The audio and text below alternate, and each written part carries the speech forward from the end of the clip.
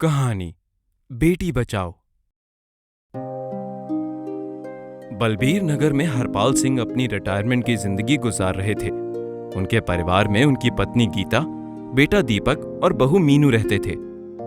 मकान के नीचे वाले हिस्से में हरपाल सिंह और गीता रहते थे और ऊपर वाले हिस्से में बेटा और बहू। अक्सर ऊपर वालों और नीचे वालों में झगड़ा होता था। ये रोज रोज के झगड़े से मैं परेशान हो गया हूँ। हम और क्या कर सकते हैं जी। भगवान ने हमें ऐसा नालायक बेटा दिया है और बहू उससे भी ज्यादा दुष्ट। कुछ दिन बाद दीपक की पत्नी मीनू को जुड़वा बेटियां होती हैं। दोनों बेटियां बहुत ही सुंदर थीं। मीनू दोनों में से एक बेटी को यह कहकर दुत्कार देती है कि इसकी शक्ल नीचे वालों से मिलती है। दूसरी बेटी की शक्ल मीनू से मिलती थी, इसीलिए उसको अपना लेती है।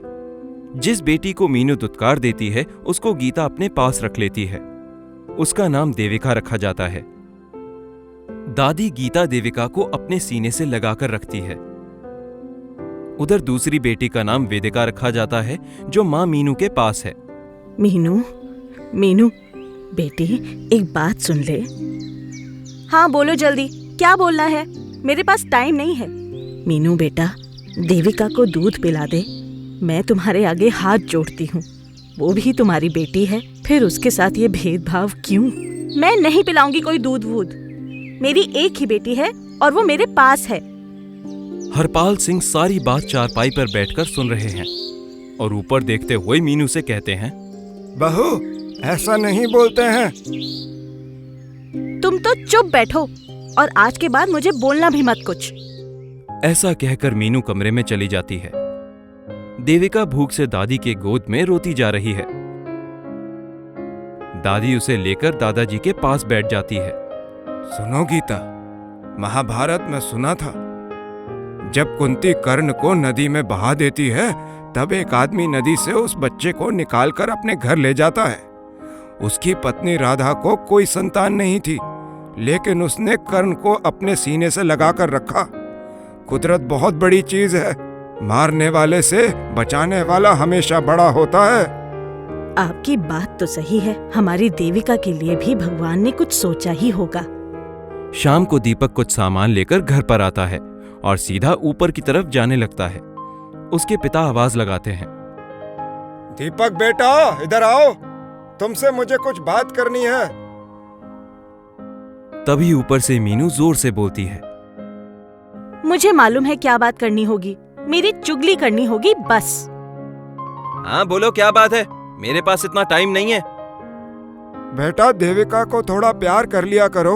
वो तुम्हारी आवाज सुनकर तुम्हारे पास आने के लिए परेशान हो जाती है। बस यही बकवास करनी थी? क्यों इनके चक्कर में अपना समय बर्बाद कर रहे हो? जल्दी से ऊपर आओ, बाहर जाना है। आ गया। ऐसे ही कुछ समय बीत जाता है। दोनों बेटियां थोड़ी बड़ी हो जाती हैं। देविका दादी को अम्मा कहकर बुलाने लगती है। वो दादी के बिना एक पल भी नहीं रह पाती है। कभी कभी दादाजी भी उससे बदमाशी करते हैं तो वो अम्मा को उनकी तरफ उंगली करके शिकायत करती है, अम्मा देखो। अच्छा, कोई परेशान नहीं करेगा मेरी बच्ची को।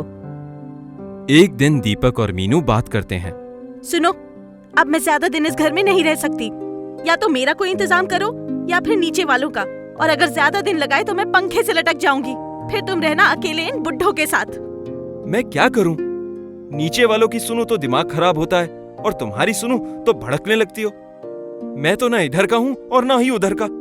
छोड़ो ये सब फालतू बातें और ये बताओ कि वो जो बच्चों को गोद लेते हैं चड्ढा साहब, उनसे आपने देविका के बारे में बात की? हाँ, बात हुई। कितना बोल रहे हैं? वो बोले कि 5 लाख से एक पैसे भी ज्यादा नहीं। 3-4 दिन में पेपर बन जाएंगे। चलो ठीक है, 5 लाख ही सही। लेकिन अगर देविका के दादा दादी ने उसे गोद लेने से मना कर दिया तो? ऐसे कैसे मना करेंगे? हमारा बच्चा है, हम कुछ भी करें। वो कौन होते हैं बीच में टांग अड़ाने वाले? टांगे तुड़वा दूंगी। बस तुम जल्दी से पेपर तैयार कर लो। दादी गीता देविका को नहला रही है। देविका टब में बैठकर नहा रही है। तभी दीपक उसके सामने से गुजरता है। देविका 2-3 बार पापा पापा कहती है, लेकिन वो कोई जवाब नहीं देता। फिर दादी बोलती है, बेटा, एक बार देविका से बात कर ले। इतनी नफरत अच्छी नहीं। टाइम नहीं है, मुझे बहुत सारे काम करने हैं। दीपक चला जाता है। गीता देविका को नहलाते हुए उससे बात करती है। बेटा, मम्मी कहाँ है? छोटी वेदिका कहाँ है? ऊपर। आपको सबसे ज्यादा प्यार कौन करता है? आप अम्मा। हाँ। देविका गीता को गाल पर किस करती है। चलो बस हुआ, कपड़े पहनो, ज्यादा नहाने से सर्दी लग जाएगी। गीता देविका को एक तौलिया उड़ाकर कमरे में ले जाती है। गीता को देविका को बेचने की बात पता चल जाती है। वो हरपाल सिंह से कहती है, सुनो जी, दीपक और मीनू देविका को गोद देने के बहाने किसी को 5 लाख में बेचने की बात कर रहे थे। नहीं, ऐसा नहीं हो सकता। कोई भी माँ बाप इतना गिरा हुआ काम नहीं कर सकता। नहीं जी, मैंने अपने कानों से उन दोनों की बात सुनी है। इसका मतलब है कि पानी सर से ऊंचा हो गया है। तुम चिंता मत करो, मैं देविका को इनके हाथ नहीं लगने दूंगा और इन दुष्टों को जेल भिजवाऊंगा। नहीं जी, ऐसा मत करना। आखिर दीपक हमारा ही बेटा है, मैं उसे समझाऊंगी। वो 1 नंबर का नालायक है, नहीं समझेगा। जैसा आपको उचित लगे वो करो। हरपाल सिंह अपने मोबाइल फोन से किसी को कॉल करके पूरी बात बताते हैं। रात हो जाती है। हरपाल सिंह, गीता और देविका बैठे हुए हैं। तभी चड्ढा और एक औरत घर में आते हैं और दीपक के साथ ऊपर सीढ़ियों से चले जाते हैं। चड्ढा देखने में एक 50 साल का गंजा आदमी है। उसके हाथ में पैसों का बैग है। लगता है यही वो लोग हैं जो देविका को खरीदने आए हैं। कोई बात नहीं, मैंने यहाँ बैठे बैठे सब सेटिंग कर दी है। तभी दीपक नीचे से आता है और देविका को उठाकर ले जाने लगता है। बेटा, इसको कहाँ ले जा रहे हो? वो लोग कौन हैं? वो लोग देविका को गोद लेने आए हैं। जो तुम कर रहे हो वो अच्छी बात नहीं है। क्या अच्छा क्या बुरा, मुझे मत सिखाओ। तुमको बीच में बोलने की जरूरत नहीं है। दीपक देविका को लेकर ऊपर चला जाता है। दीपक, मीनू, चड्ढा, वो औरत और देविका सब ऊपर हैं। 5 लाख तो कम है। देखिए, मैंने रकम दीपक जी को पहले ही बताई थी। ठीक है बहन जी, आपकी बात का मान रखते हुए हम ऊपर से 50,000 और देते हैं। चड्ढा बैग से 5 लाख रुपए निकालकर टेबल पर रख देता है और एक पेपर पर दीपक को साइन करने के लिए कहता है।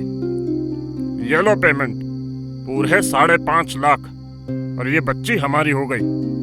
मुबारक हो आपको। दीपक जी, कोई ऑब्जेक्शन तो नहीं करेगा? तभी एक आवाज आती है, कानून ऑब्जेक्शन करेगा। अचानक पुलिस कमरे में आती है। बेटी चाहे अपनी हो या किसी और की, उसको बेचना और खरीदना एक घातक अपराध है। तुम चारों को हम गिरफ्तार करते हैं। पुलिस चारों को पकड़कर नीचे लाती है। दीपक और मीनू माफी मांग रहे होते हैं तो गीता कहती है, माफी मांगनी है तो अपनी बेटी देविका से मांगो। तुम्हें तो भगवान भी माफ नहीं करेगा।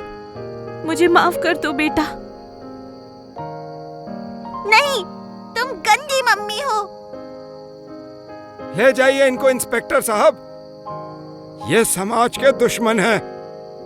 इनको कठोर से कठोर सजा दिलवाइए। पुलिस वाले चारों को ले जाते हैं। चारों मुंह लटकाकर पुलिस की गाड़ी में बैठते हैं। गाड़ी निकल जाती है। बुराई का अंत बुरा ही होता है।